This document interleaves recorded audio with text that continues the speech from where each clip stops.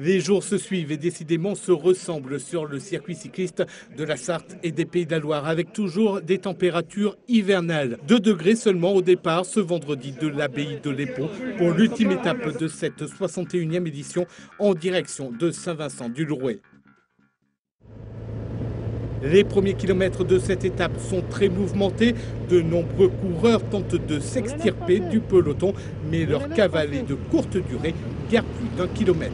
La véritable attaque du jour prend forme au kilomètre 51. Ils sont 4, meilleurs de chez Green Edge, Ignatieff de la Katusha, Canola de la formation Bardiani et Mondori d'AG2R, la mondiale. En 7 km, le quatuor compte plus de 3 minutes d'avance sur le peloton, emmené par les coéquipiers de Pierre Rolland, le leader de cette 61e édition.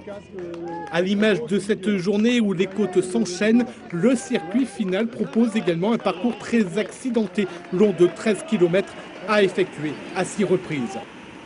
Sur ce circuit, la côte des Coutières, une ascension de 500 mètres à 12% de moyenne que les échappés franchissent toujours en tête avec 3 minutes d'avance sur le peloton.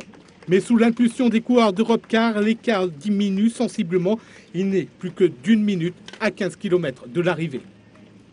Et au final, c'est Francis Mouret qui s'impose au sprint devant le seul rescapé de l'échappée du jour, Lloyd Mondori d'AG2R. Le coureur de la FDJ avait attaqué à 12 km de l'arrivée. Il fallait faire quelque chose. On ne voulait pas rester dans la roue d'Europecar et puis attendre que ça se passe. Alors j'ai essayé, je pensais partir avec un petit groupe. Après j'ai récupéré les mecs des échappés. Et dans le dernier tour, j'ai fait un tour et demi tout seul devant avec Floyd dans la roue. Il n'a jamais voulu passer. Et je suis très heureux d'avoir gagné.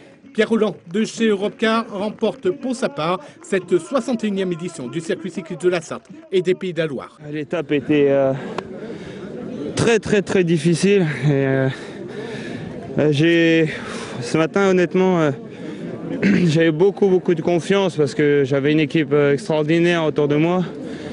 Et sans eux, j'aurais jamais réussi à contrôler toutes les attaques, mais ils ont vraiment été exceptionnels. Parmi les autres coureurs qui ont remporté des maillots distinctifs lors de cette édition 2013, signalons que le Sartois Nicolas Aidé endosse lui le maillot blanc du Fair Play.